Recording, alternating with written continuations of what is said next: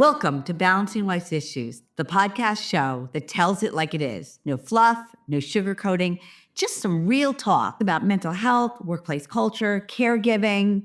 Whether you're here to learn, vent, or just nod, we've got you covered. We're diving into messy, unbelievable, frustrating, and downright weird parts of diversity, equity, and inclusion today, with insights that actually matter. No corporate buzzwords here, no boring lectures, just straight up, bold, unfiltered conversations that hit where they need to. So expect some expert guests, some real stories, and maybe a few hot takes that'll make you rethink everything. Buckle up. This is not your average podcast. It's the one you didn't know you need. Let's get into it. Welcome to Ruchi Jalla and a great conversation about DEI. Ruchi comes to us after having just left as a Chief Diversity, Equity, Inclusion Officer at Elevance Health and decades of experience in the DEI. So thank you today for sharing all of your wisdom and your past corporate experience. So, Ruchi, from a really high level, tell me what you think of DEI. I believe that there is a real business value and impact to DEI when done right. And that's sort of the asterisk, when done right. And it is amazing, Ruchi, because you come from both worlds, right? So let's take a step back for a minute and just acknowledge that it was last year, not that long ago, where the CEO of United Healthcare was assassinated. That was prior to President Trump coming in. So you come from the healthcare industry. That was a shocking fact that 40% of Americans actually thought that was a good thing. So just on that, just from your years of experience with Elevance, what words of wisdom do you have about that? Well, I'll tell you, it was the disparities in healthcare were what brought me to the organization in the first place. I mean, I joined Elevance Health in 2021, really because what I saw in COVID was astounding in terms of the disparate impact to certain communities, Black and Brown communities across the country. But, from a socioeconomic standpoint, it affects people of all backgrounds. And just to see that, for all of the good that we were doing to get the vaccines out and to get care where we were still missing huge gaps of people. And when I joined this organization, it was about health equity. It was about understanding that everyone has the right to healthcare, and I believed that. And so that comes from somewhere. It comes from people feeling like they just can't get ahead, that they just can't get a fair shot. And so I understand. I don't agree with, but I understand that anger. So we had that horrific shooting. We have this horrible. And then we have President Trump. It wouldn't be a really good conversation without DEI for you to say first, as quickly as short, like, do you still believe in DEI? Given Absolutely. where we are today, but why? So let's pretend I'm the worst critic, right? It doesn't work. I don't know. It's favoritism, like all the horrible things that you have heard. Convince me that why DEI should still exist. Yeah, happy to. One thing I'll say is the resistance is not new. Might be repackaged in a certain way, but it's not new. There are misperceptions about what DEI is and what it isn't. So the first thing that we do is look at, break down these words: diversity, which means difference, uniqueness. Everyone has something different about them, and therefore diversity means including all of those differences. Equity is looking at fairness. Fairness is something that everyone should strive to achieve. And then inclusion, does everyone feel like they belong? All of those things in concept are things that people can generally agree on. They can generally agree on. Where the difference comes in is feeling like it's a zero-sum game. If you win, I lose. Right? And that's not the intent. That is not the intent, nor is it the outcome of diversity, equity, and inclusion. And so what we look at are things that have been brought forward by really good strategies around DEI. Accessibility is a word that we didn't talk about in this sort of acronym. But if you think about how many times you go through an airport and there's closed captioning on, where do you think that came from? It wasn't, in terms of understanding, that this person is going to get something and this person isn't. It is, how do we bring people to the same level so that everyone has access to the same opportunities? And in this case, it is, I may not be able to hear what's happening, but now I can read it because those senses are available to me. Flexible leave and policies. We're in this debate, before we've been talking about these executive orders about return to office. Return to office at its core is, if we look at the outcome of what you're trying to work on, do the means of production really matter? Does it matter where I do this work as long as the outcome is achieved? That's what DEI looks at. It looks at, there might be different ways, different thoughts and perspectives, different backgrounds in order to get. Wait, Ruchi.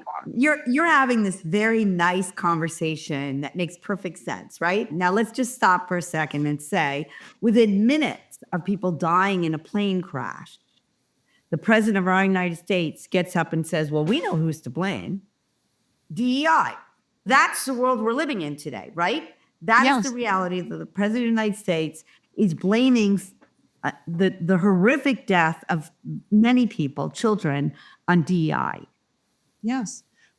So in my experience, it is hard to get to a conversation when we can't start with some level of agreement. And so what we have to do is recognize we are in a polarized conversation. We are in a polarized situation that we need to come to some level of common ground. And so understanding that there are some things that people can agree on is where you start.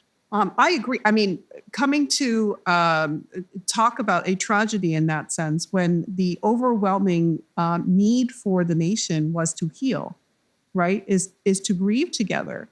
And to suddenly say, hey, I know who the enemy is or what the enemy is, and it's this, without having any information. I mean, it's not what I needed. But am I the only one that processes that information as nothing less than racist? But that was a blatantly racist comment that he made?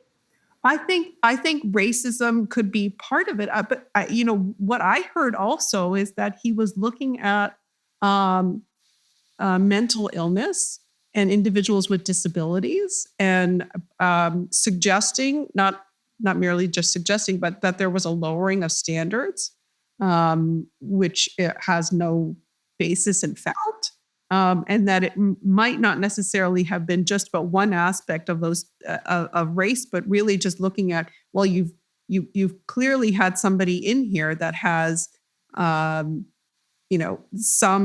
disability, and therefore you have put people at risk, which prompted the Association of Americans with Disabilities to come out and say, wait a second, you can't blame this tragedy on individuals with disabilities. And in terms of what we look at from a DEI standpoint, I know you all know this, it is like, how do we ensure that everyone has the same access to apply to these opportunities? It doesn't mean that we start deciding that we don't need certain level of standard education, mental acuity, whatever it is, to be able to do the role that is keeping people safe, that is keeping people to be able to take these flights every day. I mean, right. But what I hear from you is this very calm, reasonable, super intelligent, well-educated spoken woman, right? I hear that here, everything you're saying. And I feel like sometimes, and forgive me, because, I only get you for a few minutes, so I'm going right for it. I sometimes feel like now we're still trying to be reasonable and having these reasonable conversations with these reasonable, things that people should understand in a world where it's just derogatory name slowing and it's very catchy and fast. I feel like it's this war and we're losing it. Yeah. I hear that. It's been frustrating for me, and it's not something that, not being in a workplace where I'm able to talk to people who have that kind of opinion about DEI is difficult, because if I was in that role, that's the conversation I would be having. with employees that felt that way. But the first thing that I'd be asking is, tell me more about where that's coming from.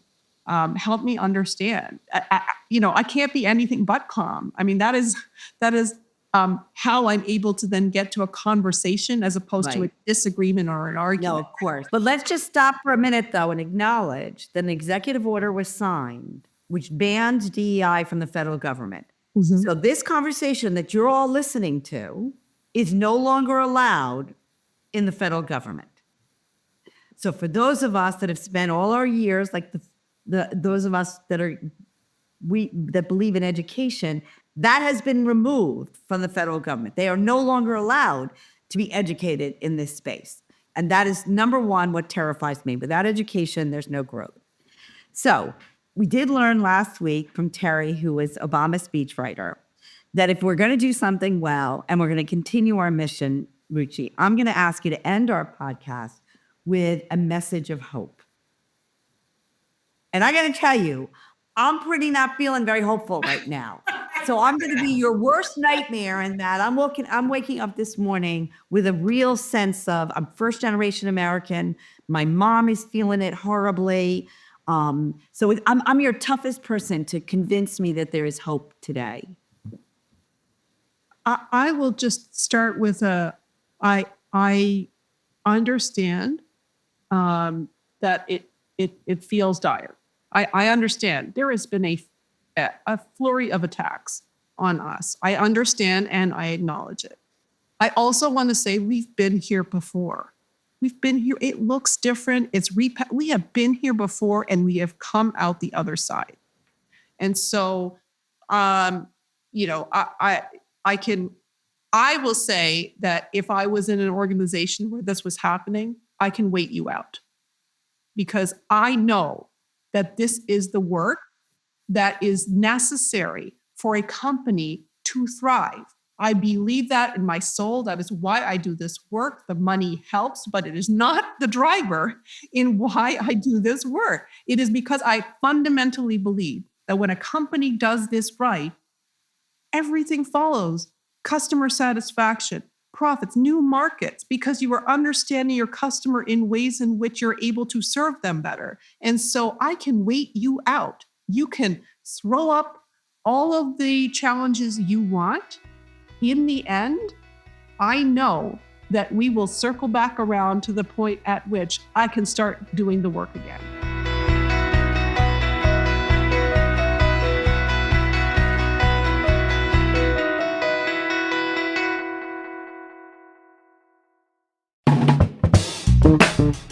This has been a production of Balancing Life's Issues with your hosts, Kai Sorensen and Wendy Wollner. Produced by me, Kai.